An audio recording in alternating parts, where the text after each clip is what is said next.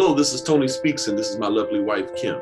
We are the founders and co-creators of the lifestyle brand and podcast, Becoming Disciplined. Every week we meet, learn from, and share best practices with highly disciplined men and women from a variety of fields and endeavors.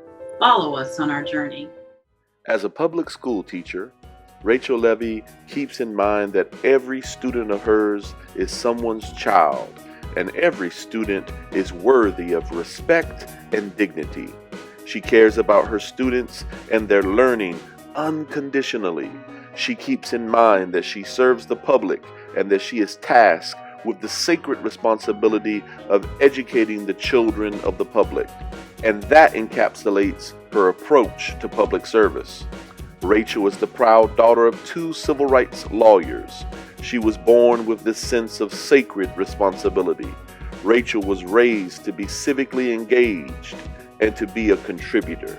They raised her to vote in every election and to pitch in when it counts, help out, and use her advantages to help everyone around her. And after graduating from Wesleyan University, Rachel felt that sense of civic engagement when she decided to become a public school teacher. Preserving and improving public education became her life's work, and it was that sense of sacred responsibility that drove her to get her doctorate in educational leadership and policy at VCU, and to return to the classroom so she would never forget what it is to be on the receiving end of the policies that are created. But with all of that in mind, this week, Dr. Rachel Levy is becoming disciplined. Today on Becoming Disciplined, we interview Dr. Rachel Levy. Dr. Levy, welcome to Becoming Disciplined. We are so honored to have you. Thank you so much for having me. I'm thrilled to be here. Now, for my audience, Dr. Levy is a community activist and educator who is embarking upon a new endeavor here in Virginia.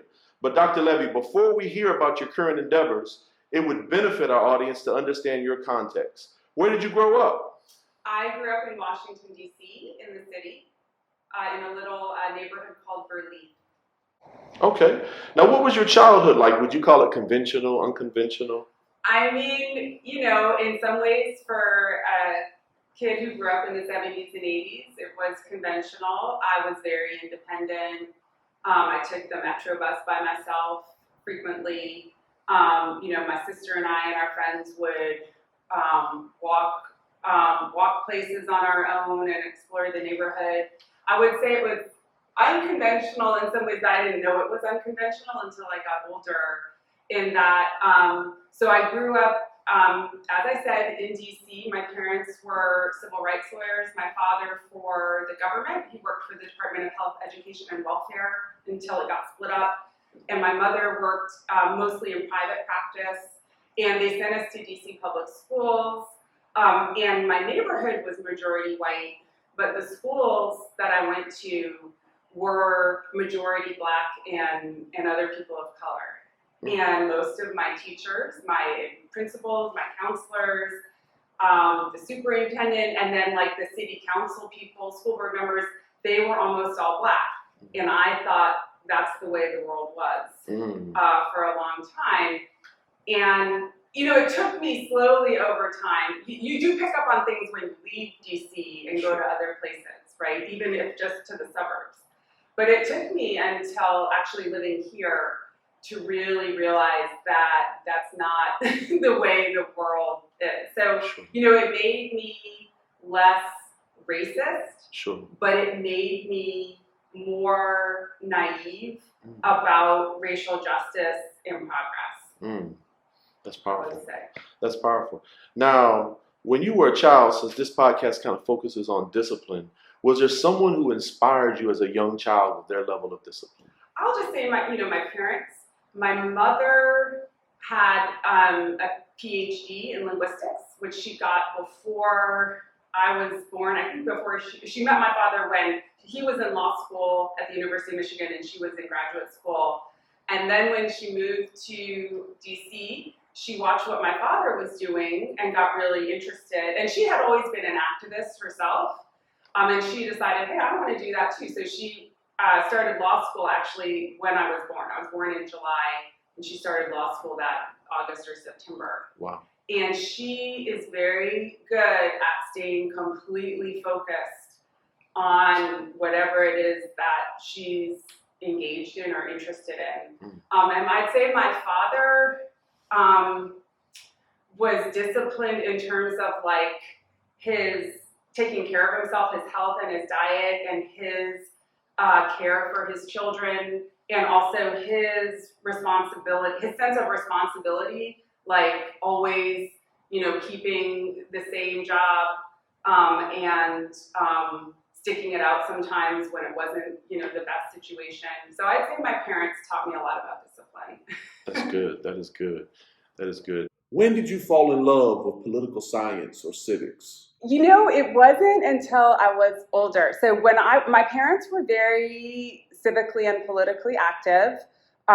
They took us to vote. You always vote, and they were involved in local affairs and matters, and in their community, they were contributors in our community. But it wasn't until I became a teacher and I started wondering, I had a master's degree, but my master's degree was in education, but we learned history of the American education system, but we really didn't learn that much about politics and policy. But so when I was a teacher and I started to wonder, where did these policies come from? And that's dictating my practice and how I teach, how we assess students, et cetera. And I got very interested in politics and policy that way. And then when we moved here, which was in 2009, or when the Tea Party took over the Board of Supervisors here, and then gradually over the school board, because we have staggered appointments here in Hanover, I got really interested in local politics. I got really active, and I started going to school board meetings and Board of Supervisors meetings, and I was just hooked. Like, I don't have the time now to go to all of those meetings or to watch all of them, but it's like the best TV ever for me. I love watching local school board and Board of Supervisors meetings. I find them fascinating. So that's how I got hooked with that. And also your local government and your state government too impact your day-to-day life the most. And then also as a doctoral student, I studied, which kind of built on that experience of observing and then, trying to influence and commenting and being an activist at the local level. But politics of education is my main area, research interest. Sure. As a doctoral student. So that's how it came about. Now, you're always so well spoken. Were you a skilled orator in high school, or were you on the debate team? How did you develop? No, not at all. And just like, politics, I didn't get involved in politics, even though I always voted. I was much more into like sports and theater and writing. It's the same thing. Like, it's actually taken a lot of work.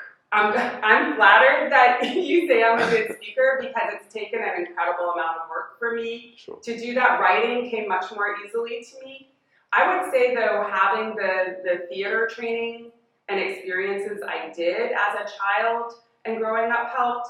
Being a teacher helps a lot, a classroom teacher. And then when I was getting my doctorate, I had to learn how to present and talk about my work or other people's work or research in a way that was that people could digest and people could understand. So the other place where I had a lot of practice was speaking at Board of Supervisors and school board meetings, because you have 3 minutes or 5 minutes sometimes or 6 minutes sometimes, and I speak pretty slowly and deliberately. So I had to find a way to say everything I wanted to say for people to listen and say it in the time I had. Awesome. So that was also very good training, but I've had to work incredibly hard at my public speaking. Also, I've had to do that as well for the 3 minutes, and those 3 minutes are a real constraint for a preacher. So. And one more, and that's, you can learn, this is one more thing I was going to say is, so like, as a writer, when you want to become a better writer, you got to read. You got to read a lot. And so one way that I became a better orator or speaker was I learned to be a better listener, Sure. which is not a strength of mine. Whether it's listening in conversation and then being able to take what's on the minds of people or feedback from people and apply it, but also listening to other people engage in public speaking or listening to podcasts or listening to radio shows. Listening to other people who are good speakers has helped me to become a better orator. Awesome. Now we time travel on this podcast, Mm-hmm. so we're gonna time travel to speak to 15-year-old Rachel Levy, and you can't shake her, you can't touch her, but the only thing you can do is whisper a sentence into her ear. Okay, so what do you warn 15-year-old Rachel Levy about? What do you tell her? I'm gonna have a hard time saying that in one sentence, but I would say, that in a personal way, that like love doesn't have to be a roller coaster to be true or be real. So that's what I would tell 15-year-old Rachel, and I would also tell her to pay more attention to her studies and to doing meaningful activities, and just take advantage of learning experiences that are out there. And by learning experience, I don't just mean school. I mean, out in the world. Sure. Now, as an educator, you've been into homes and seen kids who did not necessarily have the best study habits, and you've made it to the PhD level where obviously somewhere along the line you've developed incredible study habits. What study habits do you recommend for someone who might be a young person that is watching this podcast and they're making C's and D's and they want to step up their game to B's and A's? What study habits would you recommend for them? Well, I did not have the greatest study habits until about my junior year of college.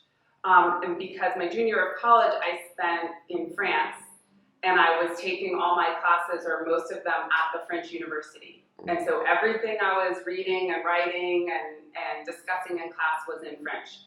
And so what I learned to do was to do things in advance, start them in advance, and do a little bit at a time and not procrastinate. Okay. And really plan out. The other thing I learned is that in France, they have limited hours, like when the library is open. Sure. Right? It's not open 24/7, like like my college's library was. And so I had to be I had to go to the library when it was open. So that also taught me to get down to business and use my time wisely when I had it. And then on the weekends or in the evenings to relax more. Wow. So kind of like the 3 minutes speaking, sometimes constraint can actually be a blessing. Yes. And so I learned not to be a procrastinator. I learned to, if something was hanging over me, get it started. But also not to give me like a window of time in which to do it. Okay. Well, let's time travel one more time. Okay. Let's time travel one time. We're going to fast forward a little bit. And now you get to walk into either the labor and delivery room or the birthing room, wherever you gave birth to your first baby. And that baby is laying on your chest and you're just happy because the baby's there. But what would you whisper to that mother to help her along the way? So this is a complicated question because my first birth was twins. I have fraternal twin boys. And I was very sick. But I didn't know it. And they were premature also. And I knew that there was a good chance they would be premature because that's what happens with twins. And I didn't even find out about that I was pregnant with twins until halfway through the pregnancy. Wow. And so I would tell myself, because I was sick enough, what I had was very rare, but it was fatal in a high percentage of cases. And so what I would have told myself was, you're going to be okay, and your boys are going to be okay, and you need to take care of yourself. because and they didn't know till like a day or two until after I had given birth how sick I was. And so once they knew how serious it was, I was very scared. And there was one night in particular where they woke me up every hour. Wow. And they asked me my name, and which I didn't like because I thought it was patronizing. Like, I know my name. But I'm not the best patient. But they, and I hadn't slept for like 2 days, and I hadn't slept well in a really long time.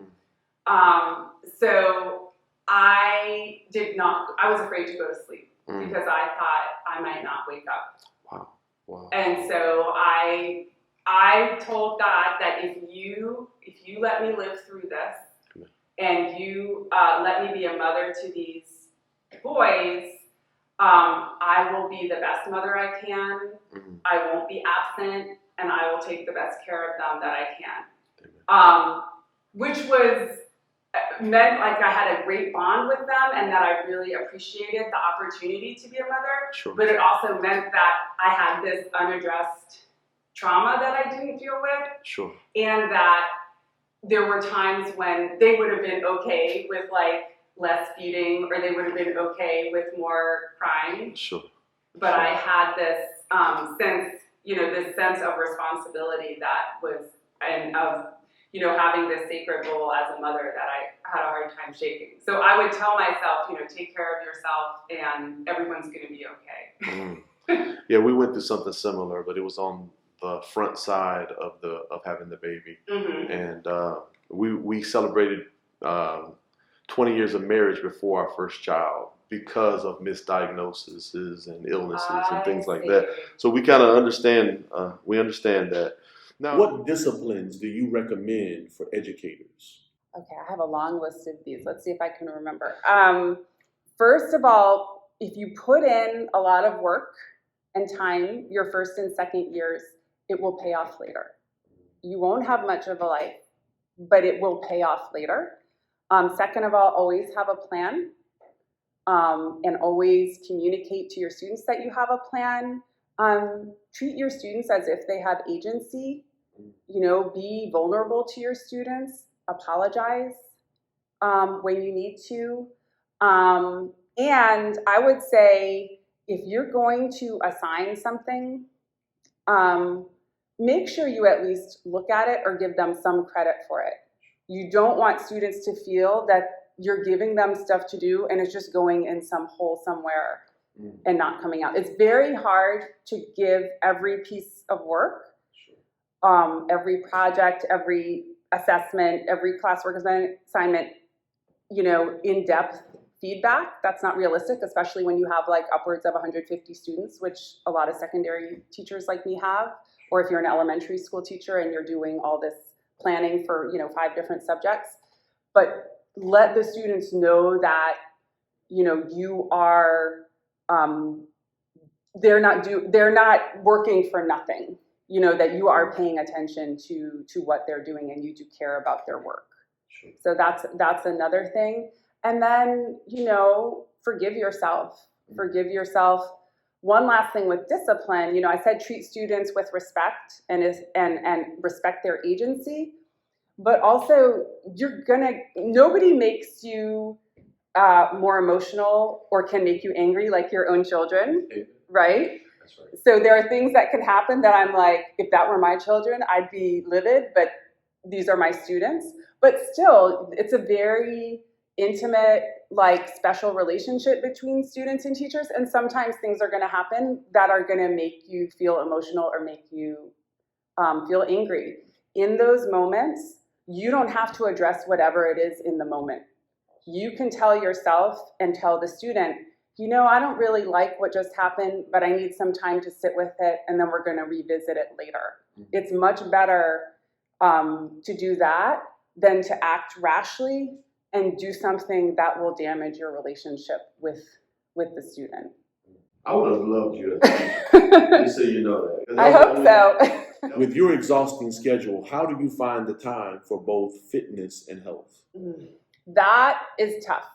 I've always been, with the fitness, I've always been an athlete, so that's always been part of my life. Now I don't play sports anymore, and I don't like my husband. He is a very talented athlete, and he misses it, and he feels like as he's hit middle age, he feels, it's disappointing for him that he can't do the same things or be as quick as he used to be. Whereas for me, I feel like that part of my life, I spent a lot of time in my life on that, and that's done, and I'm okay with that. But I still have to exercise just for my own physical and mental health. So that sometimes can go out the window. I try to, I belong to the Y. I run. I try to take, I'll take classes at the Y sometimes, but at the very least I run because I can control what time I do that. I can go for shorter or longer periods of time. In terms of healthy eating, that's a little easier. I'm a teacher. I don't have a lot of time to eat at work.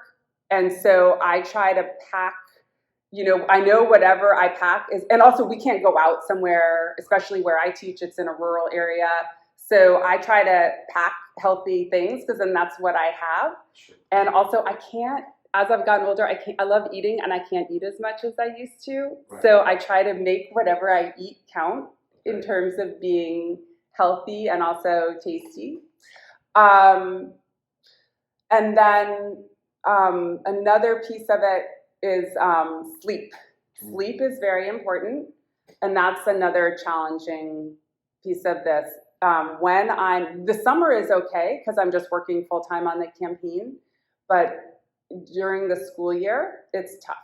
It's tough to do everything the way I want to do it. I have very high standards, and as well as I want to do it, and then get that amount of sleep that I need to perform the way I should. Sure. So I need to try to just cut things off at a certain time and go to bed. Sure, I understand that. For our audio-only listeners, we have a paid ad for the next 1 minute and 33 seconds. Good morning, good afternoon, or good evening, whatever time it is in your time zone. At least on my time, it's after church, and I don't know about you, sometimes after church I'm just lacking energy. Courtney. Yes? Can you get me a one of them vitamins that your mama takes? Here you go, Daddy. Let me try one of these. Tastes pretty good. My God, Kim! What do you have in there? It's made with vitamins B9 and B12. It's great for my overall health.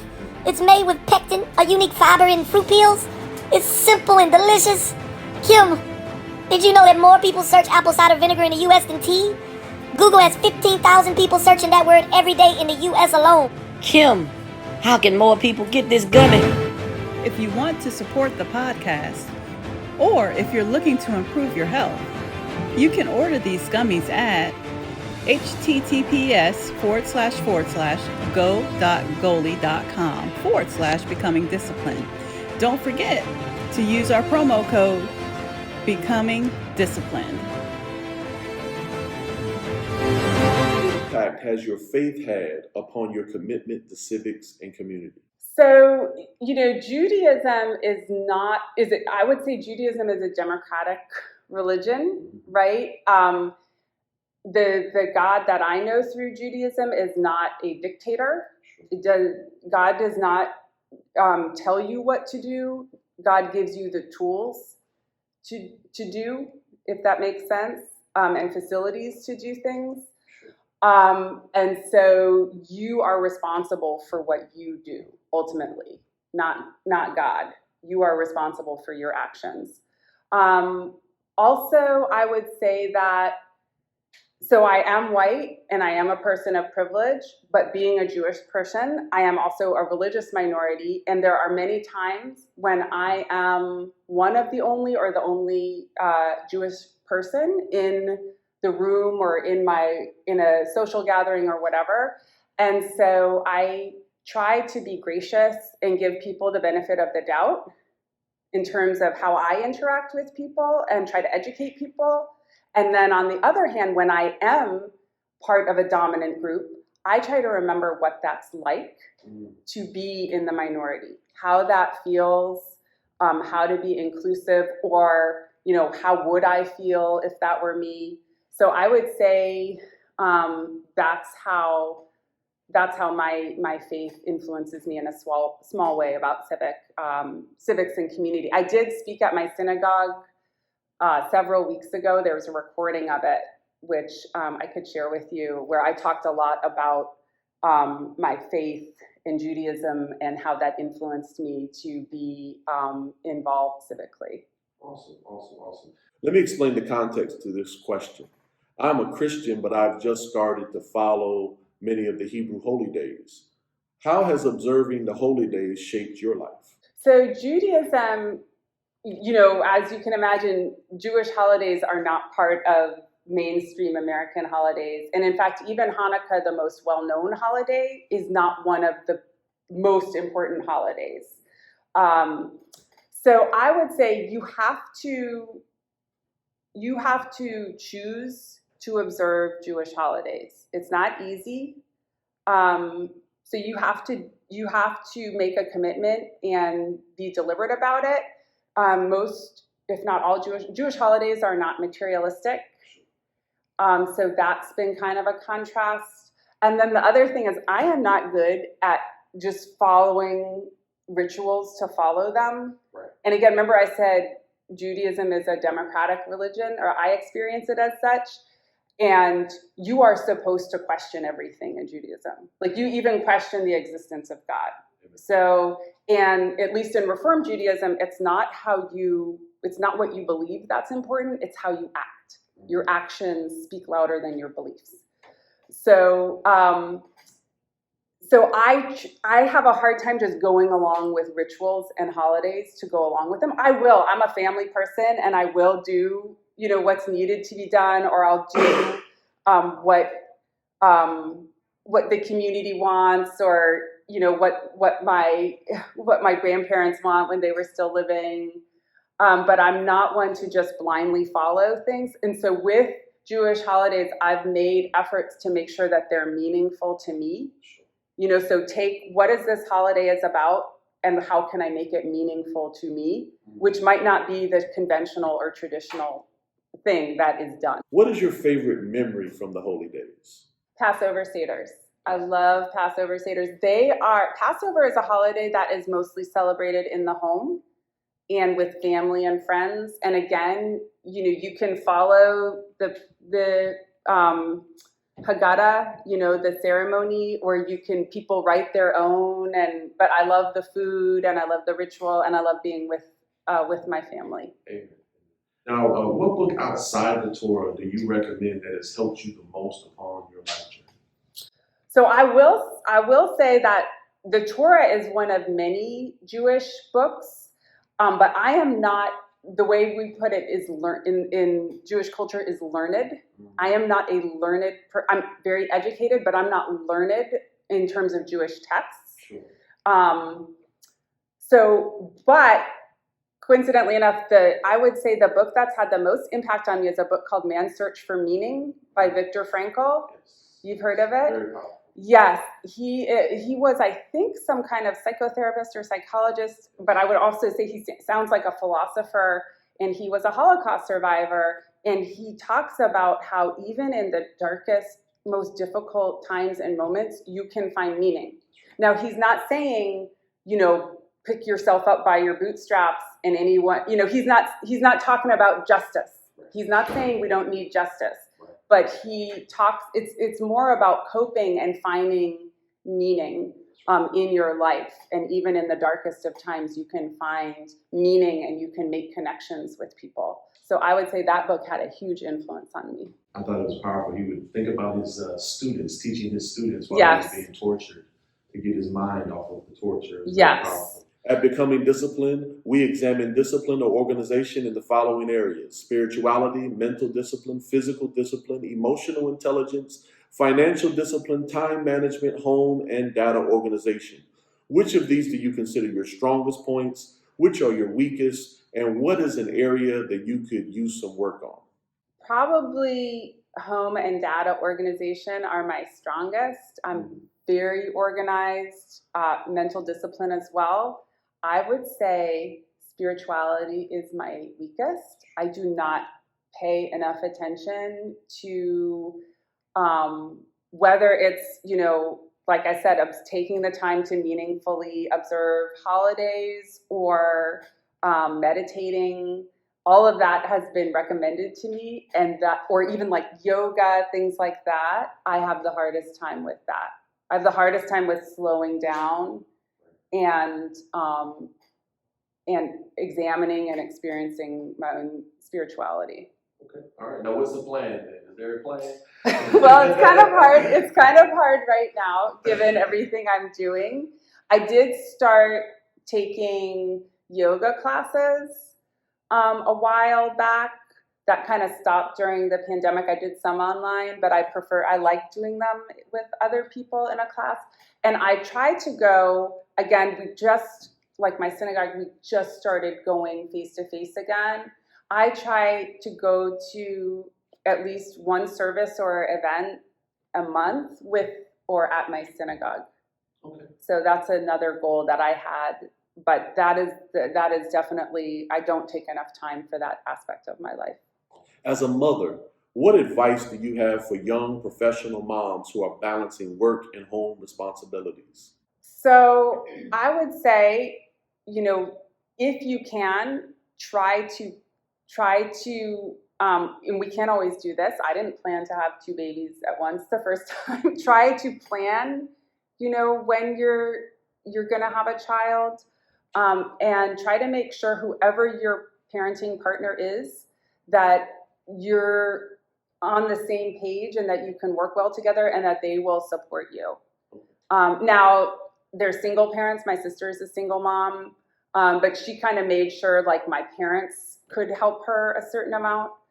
And then otherwise, I would say establish boundaries, establish professional boundaries and personal boundaries. That's not always easy for me to do. I'm a bit of a workaholic, but I would say that's I'm kind of an all or nothing person too. That's a good thing to do. And forgive yourself and let yourself, you're human, you're going to lose your temper. You're going to get sad. You're going to, choose to relax some time when you should have been working or on top of things. Forgive yourself. That's good. Dr. Levy, what do you have going on this summer and fall of 2021? So I am in the middle of running for the Virginia House of Delegates in the 55th District. I declared my candidacy on January 7th, and I've been going ever since. This summer, I've been working full-time on the campaign, but I'm also, a mother of 3. I'm a full-time public school teacher, and so that was a lot to balance in the spring, and it will be again in the fall, but I'm going to do what I can to do that. And I know that a lot of my future constituents, and as a teacher, a lot of my students have to balance a lot. And so that will help me understand better, that'll help me to be a better teacher, but also to be a better representative. For someone who is thinking about running for office, Mm-hmm. what advice would you give them if you could time travel to the day before they declared? What advice, now that you're in the thick of it and you've been you're time and tested now, what advice would you give to a young person or a person that's about to start running? Make sure that your family and your partner and your whatever, your roommates, people you're close to are on board and supportive, and I'm so lucky to have that. Make sure that you're ready to be a public official, even though you're a candidate. You're going to be in public and you're going to have to speak in public, and your views and your life will be public, and you have to be prepared for that. Hire a great campaign manager as soon as you can. That has helped tremendously, and you have to be prepared to do the work. So sometimes I've talked to, and I've worked on a lot of campaigns before, and I've also advised a lot of candidates and elected officials, especially on education policy. And sometimes I meet people who say, I'm running for office X, and they've never knocked a door for another candidate. So they haven't done that work themselves. It's really important that you do the work yourself before for other candidates, and that you do the work yourself as a candidate. Because if you're not prepared to raise money, if you have to raise money to get out there and talk to voters, to knock doors, then you can't expect other people to do that for you. Dr. Levy, we can't thank you enough for coming on. You didn't have to do this. You didn't need to do this. We truly appreciate it. Just to let you know your audience, our audience here is from 30 to 55. I call them the Get Better Club. They're just trying to become better versions of themselves. You have the last word. Do you have any closing thoughts for our audience? Gosh, just that I wish I had the wisdom that I do. I'm in that club, I'm in that age group, and I wish I had the wisdom that I have now when I was younger. But I guess they say, youth is wasted on the young. But I would also just say enjoy it. Enjoy being middle-aged. It's a great place to be. We knew that Dr. Rachel Levy would be an awesome guest, and she was. She was everything that we thought that she would be. But we also knew that Dr. Rachel Levy was running for office. The Becoming Disciplined podcast is a non-partisan podcast. However, at the end of every podcast, we let people know what our guests are up to and what they're involved in. If you were touched by anything that Dr. Rachel Levy said and you would like to help her on her endeavors, you can contact her at Rachel Levy for Delegate 55th District. We view this as us just connecting our guest with our audience, but this is not a political endorsement. As always, thank you for tuning in to another podcast, and please remember to subscribe at Becoming Disciplined.